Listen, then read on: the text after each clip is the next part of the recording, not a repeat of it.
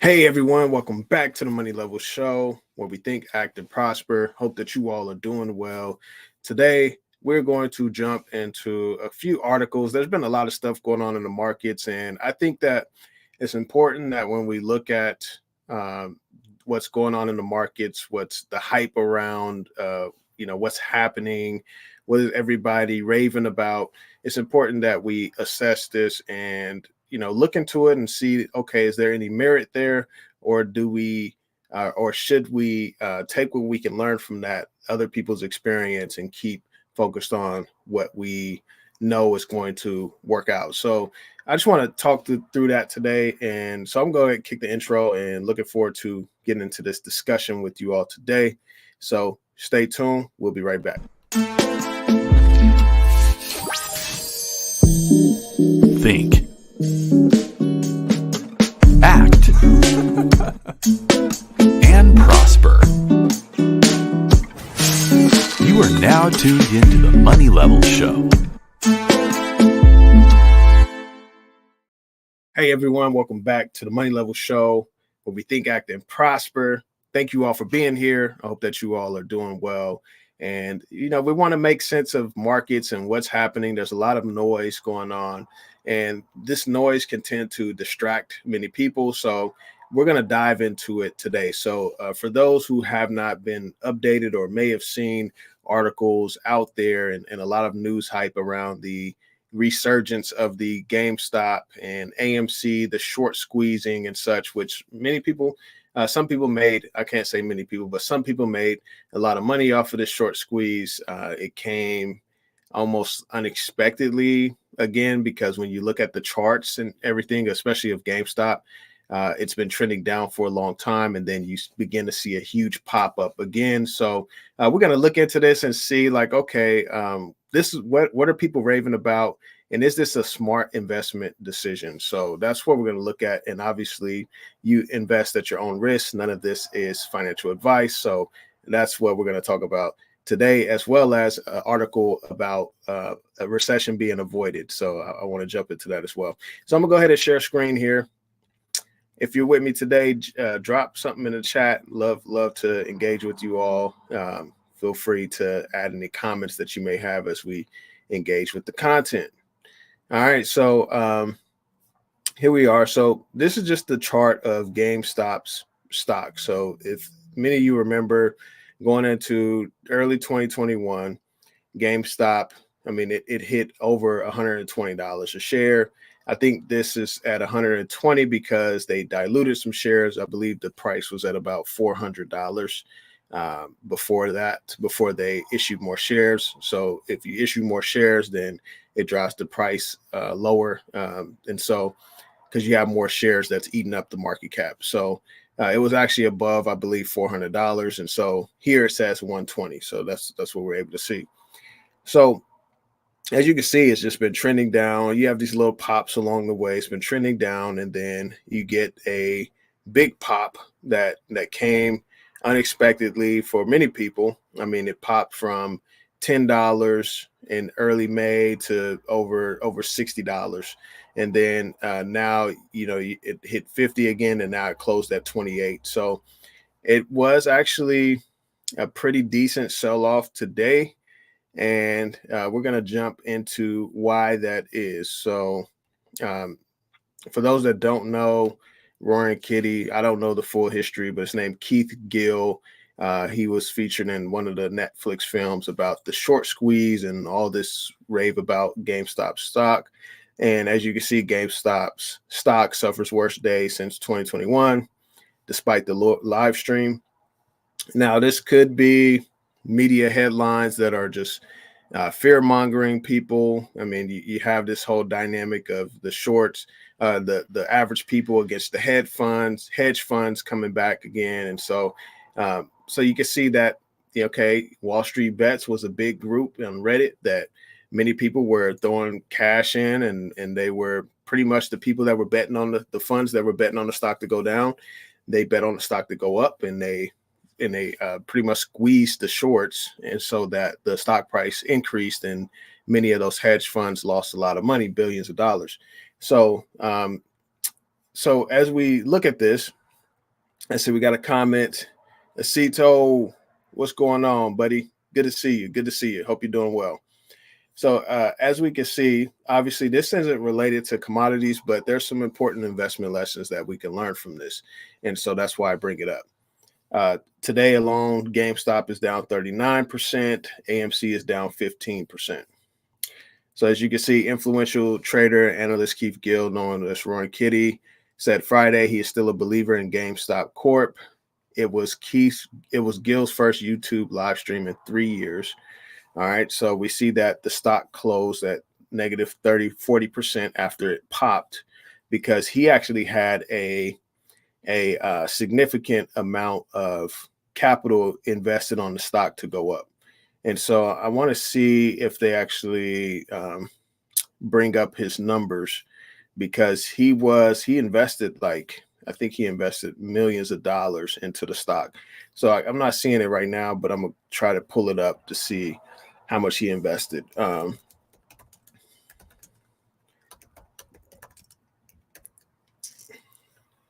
right, so let's see if I can find this. All right, here we go.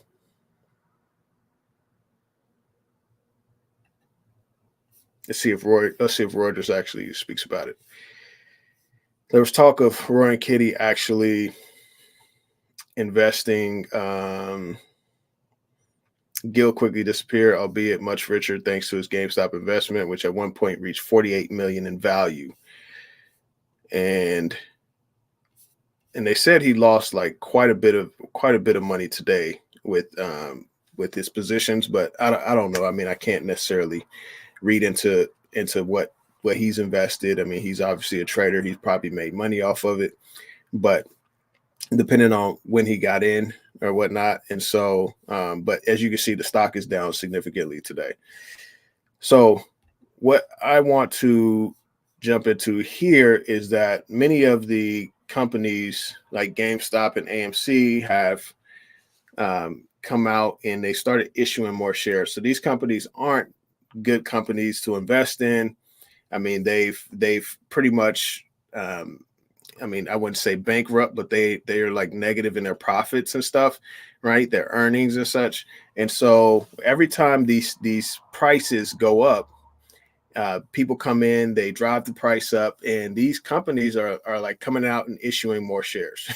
So they're coming out raising more money, like capitalizing off people investing into the stock.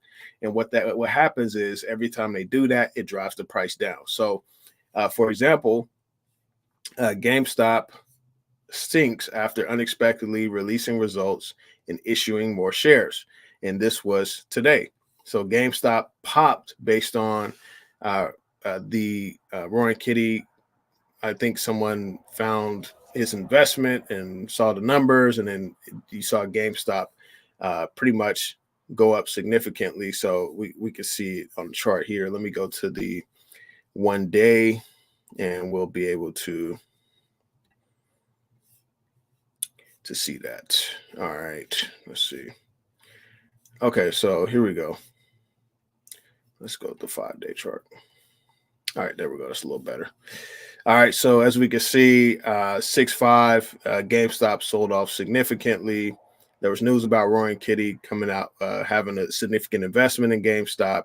The price ran up back to $47 on June 7th. GameStop came out, took advantage of that, and said, hey, we're going to issue more shares. So they issued more shares and the stock plummeted again. AMC has done the same thing as well. So every time these share prices are going up significantly, they're like, hey, we need to raise more money anyway because we're broke. And this is how many shares we're going to do. So they're saying they're going to issue up to 75 million shares. In addition to its recent sale of 45 million shares, which brought in more than $900 million. So these companies are like, hey, if you all are going to squeeze the stock, we're going to issue more shares to raise more money to keep the company afloat.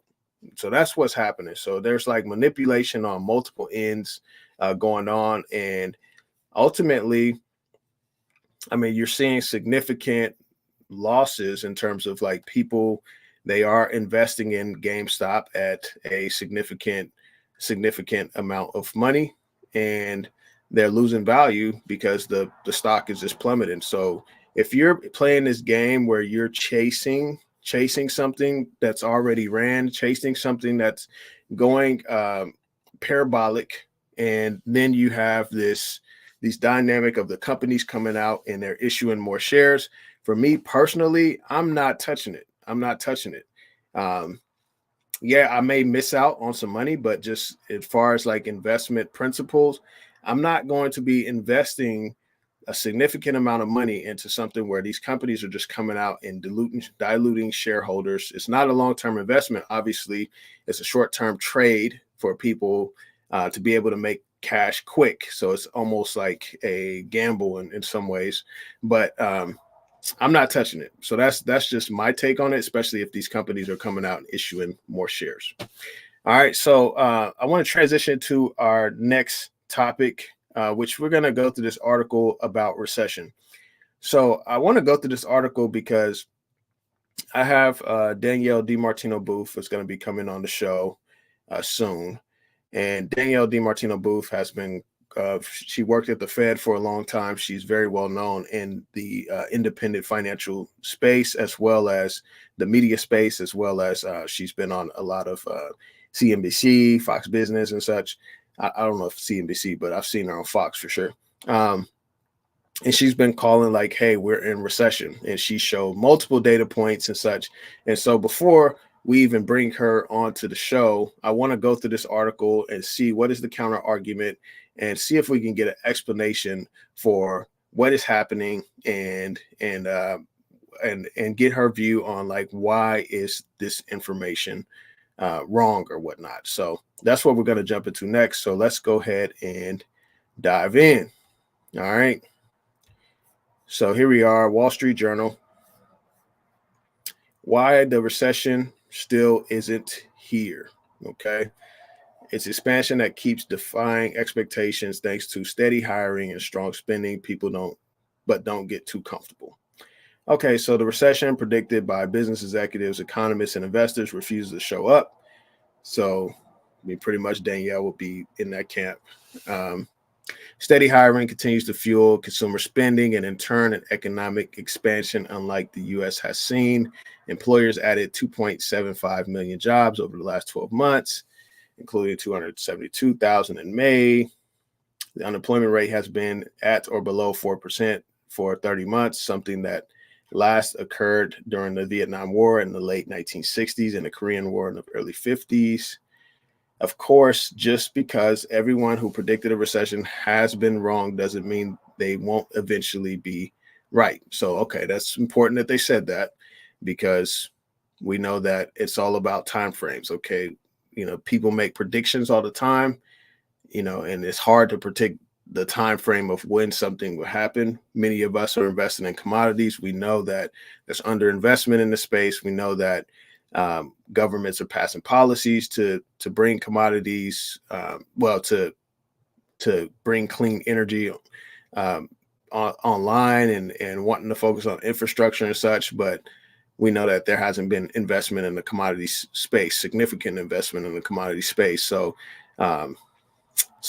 we know that it's only a matter of time, right? So I mentioned that because of time frames, right? So, of course, just because everyone predicted recession won't eventually be right. Though the unemployment rate remains low, it's risen from its post-pandemic extremes. The unemployment rate ticked up to 4% last month from 3.9% in April. It was as low as 3.4% in April 2023. Already at that rate at which companies hire workers has fallen to levels last seen 7 years ago. Job vacancies, which soared during the pandemic, have returned to pre-pandemic levels. If they fall much lower, a higher unemployment rate beckons. Okay, so this is alarming, right? Because we see that job vacancies, they soared during the pandemic and now they've returned to pre-pandemic levels. So that's something to really be on the lookout for, which I know people that have been struggling. I know people personally that have been struggling to find employment. So maybe this is a result of that. Maybe this is why that's happening. So far, labor market imbalances have resolved themselves without a recession. If the economy is a mountain climber on a ridge, there are times when that ridge is extremely broad and even a major event isn't going to knock the economy off the ridge. Okay. Let's see. 2 years ago, the Federal Reserve jacked up interest rates at the fastest pace in decades to combat inflation that initially misdiagnosed as likely to be short-lived. Companies were scrambling for workers, offering large raises and bonuses, and prices were soaring. Investors, economists, and some Fed officials thought higher unemployment would have probably be needed to bring supply and demand back into balance. Businesses aren't shedding workers, though pressures to do so will mount if a longer period of higher rates erodes margins and profits slump. So they're giving a warning that pretty much, if the rates continue to stay high, the Fed continues to keep rates higher for longer, and profits slump. Obviously, loans that companies have to get are having to be refinanced at higher rates and such, and that eats up the profits. So, and people may have to shed workers in that case. So they're saying that the labor force is pretty much staying strong. It says changed since the beginning of recession. Let's look at this. So we see, all right, cool. Quarters since the onset of recession. Okay, so these are the amount of quarters, and they're looking at the U.S. labor force. Okay, so it shows how many quarters are have passed since recession was indicated. Of U.S. labor force, we see that 2001, as well as I'm trying to make sure I'm reading this right. Okay, so this right here, I don't know if this is how many people, right, unemployed versus or jobs or whatnot. And this looks like the quarters, right? So 4 quarters, that's 1 year, 2 years, 3 years, 4 years. So yeah, so this is how many quarters have passed, and it shows the unemployment rate increasing over those quarters. And then we see the in household net worth. So we see over those quarters, like where those numbers lie as well. Hopefully I'm reading that right. Fed officials are set to hold interest rates steady at their 2-day meeting next week. They raised their benchmark rate last year to 5.25 to 5.5, highest since 2021 or 2001. Fed is trying to balance risks of cutting too soon and allowing stubborn inflation to persist with the hazard of keeping rates too high and triggering a slowdown that may not be needed to finish their inflation fight. All right, so we see they're talking about the Fed keeping rates higher. See battle-hardened consumers. Let's see. They're talking about borrowing costs here. By the time the Fed started raising rates, private sector balance sheets were abnormally strong. Many households and businesses had recently locked in ultra-low borrowing costs after the Fed pushed rates down. So this is like when people refinance their homes and such to get like a 3.3% interest rate. Some got a 2% interest rate. So we see that typically in recovery from a downturn, households are more cautious about spending and are likely to save. When rates are low, borrowing supports spending. High rates choke off that spending. This time, economic activity has been supported more by wealth and incomes than by credit. The pandemic altered spending habits, which together with higher asset prices, solid job prospects, and government stimulus left more households feeling slush. So they're saying like the higher asset prices that we've seen, we see that they're saying, I mean, you had a lot of raises at jobs and such. And then the low interest rates had households feeling flush. Nothing illustrates the pandemic era weirdness quite like the U.S. housing market. Higher rates have not only hit demand, they've also blunted supply. Many homeowners with no mortgage or low interest rates are unwilling to move, including myself, right? I have an interest rate at 3.125. I am not selling. The average 30-year rate has hovered near 7% recently, up 3% from this time 3 years ago, according to Freddie Mac. Um, so we see that interest rates on homes are staying high, right? And demand has been hit. So I mean, they're saying a lot of stuff here. They're saying like it seems like there's some resilience, but there's also some concerns here for sure. Let's look at credit. Folks who just can't hang on. After downturns in 2001, 2008, asset prices slumped, not this time. Surging stock home prices, despite a brief downturn in early 2020, fueled spending by high income consumers. On the other hand, low income consumers have depleted pandemic era savings cushions and have turned to borrowing on credit cards. They're falling behind on payments at higher rates, and discount retailers are reporting that demand is weakening. All right, so we see that the debt outstanding has increased significantly since the pandemic. You had a big dip and then it's increased significantly here. Um, Share of credit card debt past due, as we see, that is spiking here. So we see that people are not making their payments. So obviously, the pandemic is, I mean, not the pandemic, the higher interest rates are affecting borrowers. So we see that that's a factor. Let's see, strong, hard to hire, slow to fire. Strong growth, job growth have lasted for longer than anticipated because some sectors are still trying to catch up to pre-pandemic levels of employment. For example, the leisure hospitality sector added 1.3 million jobs over the last 2 years, but it's still around 1 million jobs below its long-run trend. Let's see. This is a long article, y'all. I ain't gonna lie. I'm just trying to get to the points. Okay, so they're talking about construction there. All right.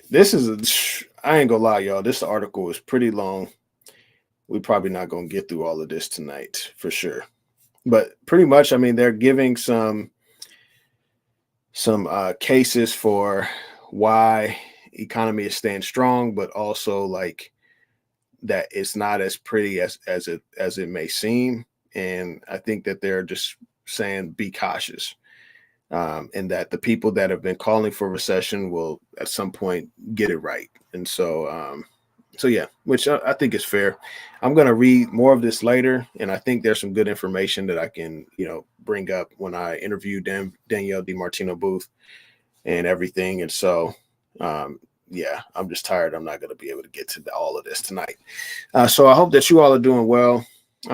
Please be wise with your investments and everything. I mean, the whole chasing down stocks and chasing the hype around stuff, getting the FOMO, you can lose a lot of money doing that. And so I encourage you all to really just be smart and savvy with how you are investing or how you are trading, right? I mean, knowing the difference between the two, knowing the difference between speculating and gambling or whatnot. So I think that, the more we can be savvy and be shrewd, the more money we can save. And so, and some people may make some money off this GameStop and short squeezes and stuff, and more power to them. Like, no hate or no shade thrown there.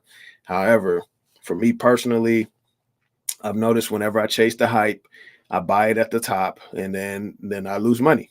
Right. That's just how it works. Or the volatility gets to me. So I just think for me, like, that's just not my investing style. And yeah, and yeah, pretty much. I mean, do what serves you best. So, all right, y'all take care. I'll be live again sometime this week. We got some good interviews coming up. We have Danielle DiMartino Booth. We have Jeffrey Christian from CPM Group. We have Rick Rule coming back, as well as who else we got? I got Sean Wade, Power Metals, coming back on. So we got quite a few guests that are going to be coming back. So be sure to drop any comments of any questions that you want to ask them, some things you want to hear me talk with them about. I would love that. And I will also make a post in the YouTube community tab so that you all can see that. And if you have any questions, you can be able to ask them. So, all right, y'all take care. I will be sure to do my due diligence. Normally we'll go through an article together on the site on these live streams, but this one was kind of a long one that I thought was going to be shorter. So sorry, you all, we didn't get through it all, but we'll get to it at some point. All right, you all, take care, and y'all have a blessed night. Peace.